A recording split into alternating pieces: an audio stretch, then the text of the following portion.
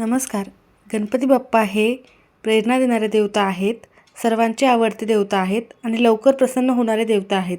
म्हणूनच आपल्याला संकष्टी चतुर्थीच्या दिवशी अत्यंत महत्त्वाचा हा उपाय करायचा आहे. तर उद्या शुक्रवार, उद्या संकष्टी चतुर्थी.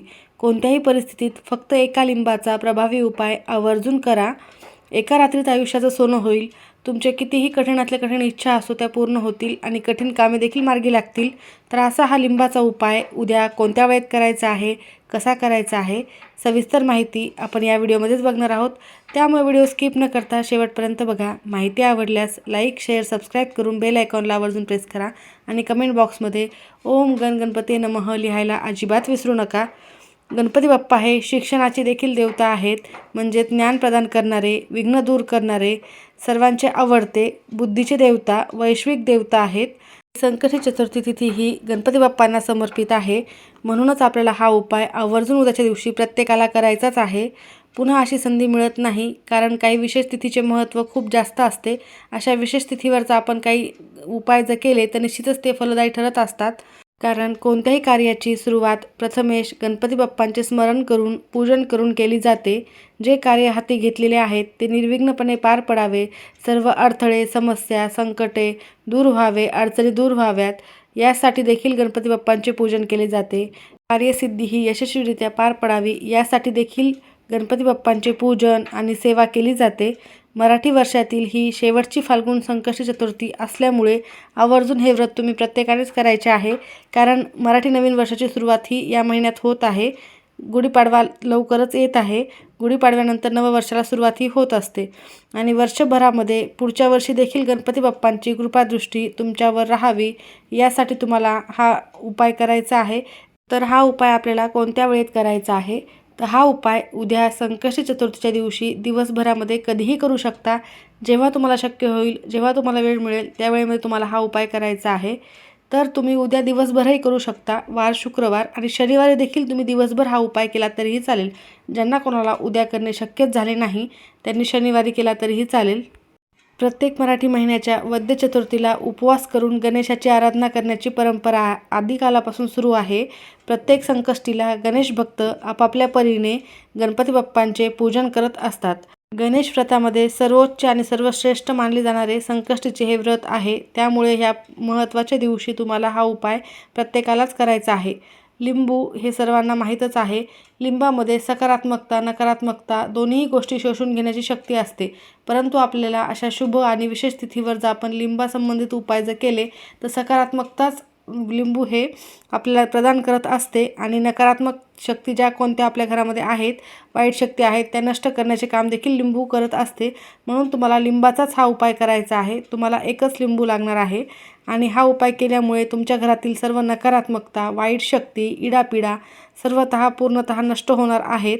तर हा उपाय करण्यासाठी तुम्हाला उद्या सकाळी लवकर उठायचे आहे. त्याचबरोबर स्नान करायचे आहे. अंघोळीच्या पाण्यामध्ये थोडेसे खडे मीठ, एक कापुराची वडी किंवा पंचगव्य टाकून तुम्ही स्नान करू शकता. त्यानंतर तुम्हाला तुमच्या देवघरातील देवांची विधिवत पूजा करून घ्यायची आहे. गणपती बाप्पांना तुम्हाला अभिषेक करायचा आहे. पंचामृताने अभिषेक करायचा आहे. शुद्ध पाण्याने अभिषेक करायचा आहे. अभिषेक करत असताना गणपती अथर्वशीर्षाचे 21 आवर्तने द्यायचे आहेत. जर नाही शक्य झाले तर एक तरी आवर्तन द्यावे. त्यासोबतच ओम गणपते नमः या मंत्राचा कमीत कमी 108 वेळेला जप करायचा आहे. विधिवत गणपती बाप्पांचा अभिषेक झाल्यानंतर त्यांना थोडेसे तांदूळ टाकून एका आसनावर, लाल रंगाचे आसन किंवा कोणत्याही रंगाचे आसन घ्या, त्यावर तांदूळ टाकून त्यावर गणपती बाप्पांची मूर्ती स्थापन करायची आहे. मूर्तीला हळद, कुंकू, अक्षता, जास्वंदाचे फूल, दुर्वा, चंदन अर्पण करायचे आहे. नमस्कार करायचा आहे. त्यानंतर तुम्ही लगेचच हा उपाय करू शकता किंवा दिवसभरात तुम्हाला जेव्हा शक्य होईल, जेव्हा वेळ मिळेल त्यावेळेत तुम्ही हा उपाय केला तरीही चालेल. गणपती बाप्पांना पेढ्याचा किंवा फळाचा किंवा मग गूळ खोबऱ्याचा नैवेद्य अर्पण करायचा आहे, आरती करायची आहे. लगेचच हा उपाय करू शकता किंवा नंतर केला तरी चालेल. जेव्हा केव्हा तुम्ही हा उपाय करणार आहात त्यावेळेला तुमच्या देवघरातील दिवा हा प्रज्वलित केलेला असावा. दिव्यामधून तुम्हाला खूप सकारात्मकता प्राप्त होत असते आणि घरामध्ये जेव्हा सकारात्मक वातावरण असेल, मनोभावे तुम्ही जसे काही उपाय जर केले तर निश्चितच त्याचे तुम्हाला शुभ परिणाम पाहायला मिळत असतात. तर तुम्ही हा उपाय दिवसभरात कधीही, संध्याकाळी देखील तुम्ही चंद्रोदयाच्या वेळेला देखील हा उपाय केला तरीही चालेल, दुसऱ्या दिवशी केला तरीही चालेल. तुम्ही हा उपाय दोन्ही दिवस करू शकता. यावर्षी योगायोगाने तुम्ही दोन्ही दिवशी हा उपाय करू शकता. संकष्टी चतुर्थीच्या दिवशी चंद्रोदयाची वेळ देखील खूप महत्त्वाची मानली जाते. तर आपण या व्हिडिओमध्ये चंद्रोदयाची वेळ देखील बघणार आहोतच. जर तुम्हाला तुमच्या आयुष्यात अनेक संकटांना सामोरे जावे लागत असेल, असंख्य अडचणी तुमच्या आयुष्यात येत असतील, तुम्ही कधी काम करत असता, तुमचे कामे मार्गी लागत नसतील, काही ना काही कठीण संकटे अडचणी तुमच्या कामामध्ये येत असतील, किंवा मग काही काम पूर्णत्वाला येते पण काहीतरी कारणास्तव ते अडखळते आणि तसेच राहते, किंवा मग तुमच्या घरामध्ये सतत नकारात्मकता असेल, वादविवाद भांडणे होत असतील, किंवा घरामध्ये मन लागत नसेल, किंवा कोणीही व्यक्ती एकमेकांचे ऐकत नसतील, किंवा मग तुमचे मुलं अभ्यास करत नसतील, तर गणपती बाप्पांच्या या शुभतिथीवर हा उपाय करणे अतिशय प्रभावी ठरणार आहे. तुमच्या मुलांसाठी देखील खूप प्रभावी हा उपाय ठरणार आहे. संकष्टी चतुर्थीच्या दिवशी रात्री चंद्रोदयाची वेळ पाहावी. धूप दीप लावून गणपती बाप्पांना मोदकाचा नैवेद्य अर्पण करायचा आहे. चंद्रदर्शन घेऊन चंद्राला अर्घ्य द्यायचे आहे आणि गणपती बाप्पांची आरती करायची आहे. जास्वंदाची फुले दुर्वा वाहायचे आहेत. त्यानंतर तुम्हाला उपवास सोडायचा आहे. संकष्टी चतुर्थीच्या दिवशी गणेशाला जास्वंदाची फुले आणि दुर्वाची जुडी वाहणे आवश्यक आहे. याशिवाय कोणतीही पूजा ही पूर्ण होत नाही असे सांगितले जाते. अगदी काही शक्य नसल्यास एकदा तरी भक्तिभावाने अथर्वशीर्षाचे पठण करायचे आहे. आणि सर्वात महत्त्वाचे म्हणजे गणपती संकटनाशन स्तोत्राचे पठण तुम्हाला आवर्जून करायचेच आहे. यामुळे तुमच्या घरावर कोणतेही संकट येणार असेल तर ते दूर होत असते. इतकी शक्ती त्या गणपती संकटनाशन स्तोत्रामध्ये आहे. अगदी 1 ते 2 मिनिटाचीच आहे. तुम्ही आवर्जून हे एकदा तरी वाचावेच. तुम्ही दिवसभरात जास्तीत जास्त याचे पठण केले तरीही चालेल. तुम्हाला पठण करणे नाही शक्य झालं तर श्रवण देखील करू शकता, पण आवर्जून करायचे आहे. संकष्टी चतुर्थीच्या दिवशी गणपती बाप्पांना 1 दुर्वाची जुडी अवश्य अर्पण करावी. शक्य असेल तर 21 दुर्वांची जुडी अर्पण करावी. असे केल्याने बाप्पा प्रसन्न होतात, सुख समृद्धी बुद्धी प्रदान करतात असे म्हटले जाते. दुर्वा अर्पण केल्याशिवाय गणपती बाप्पांची पूजा ही पूर्ण होत नाही. पूजेचे पुण्य देखील लाभत नाही अशी मान्यता असल्याचे सांगितले जाते. गणपती बाप्पांना प्रिय असलेली जास्वंदाची फुले देखील व्हावीत. त्यामुळे गणपती बाप्पा हे प्रसन्न होतात आणि शुभ आशीर्वाद देतात. तर तुम्हाला चंद्रोदयाची वेळ मी इथे सांगत आहे. त्यानंतर लगेचच हा थोडक्यात उपाय बघूयात. तर उद्या शुक्रवार चंद्रोदयाची वेळ आहे रात्री 9:16.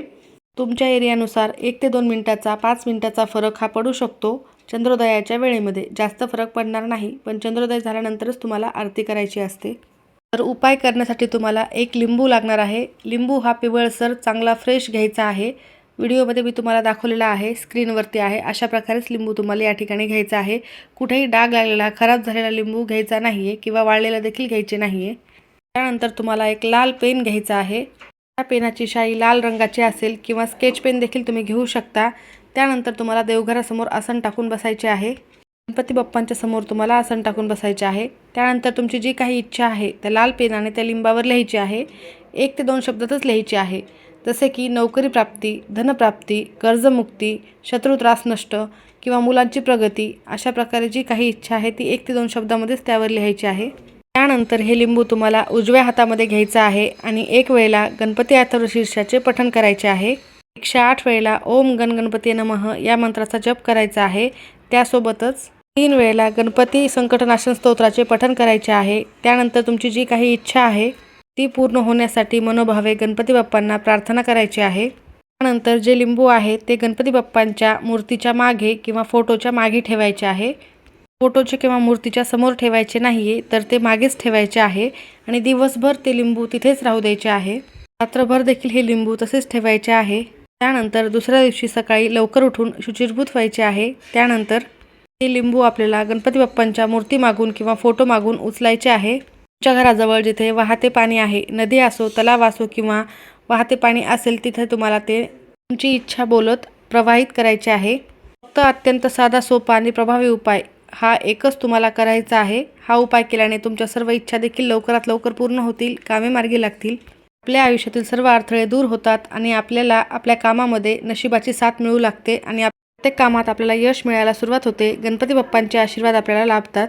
त्याच प्रकारे तुमचा एखादा उद्योग व्यवसाय आहे, तो व्यवस्थित चालत नसेल, त्याची प्रगतीच होत नसेल, अजून एक उपाय करायचा आहे. नोकरीमध्ये किंवा कोणत्याही कामामध्ये तुम्हाला यश मिळत नसेल तर देखील हा उपाय तुम्ही करू शकता. गूळ घ्यायचा आहे. गुळाच्या 21 छोट्या छोट्या गोळ्या तयार करायच्या आहेत. फक्त गुळाचेच छोटे छोटेसे लाडू बनवायचे आहेत आणि गणपती बाप्पांच्या मंदिरात जाऊन हे लाडू गणपती बाप्पांना अर्पण करायचे आहेत. तुमच्या आयुष्यातील सर्व अडथळे दूर होण्यासाठी, उद्योग व्यवसायामध्ये प्रगती होण्यासाठी प्रार्थना करायची आहे. त्यानंतर ते 21 लाडू तुम्ही गणपती बाप्पांच्या मंदिरामध्ये आलेल्या भक्तांना वाटू शकतात किंवा तुम्ही तिथेच ठेवले तरीही चालेल. अत्यंत साधे सोपे हे दोन्ही उपाय तुम्ही उद्या नक्की करा. लिंबू प्रवाहित करत असताना त्या नदीमध्ये पाणी असायला हवे. वाहत्या पाण्यामध्येच तुम्हाला ते लिंबू प्रवाहित करायचे आहे. सर्वांनाच जमेल असा गुळाच्या लाडूचा अत्यंत साधा सोपा आणि प्रभावी हा उपाय आहे. हा प्रत्येक जणच करू शकतो. घरातील वस्तूंचा हा उपाय आहे. हा उपाय केल्यानंतर गणपती बाप्पा नक्कीच तुमच्यावर प्रसन्न होतील आणि तुम्हाला शुभ आशीर्वाद देतील. त्यामुळे तुमच्या जीवनातील सर्व अडथळे दूर होतील. माहिती आवडल्यास नक्की लाईक करा. धन्यवाद.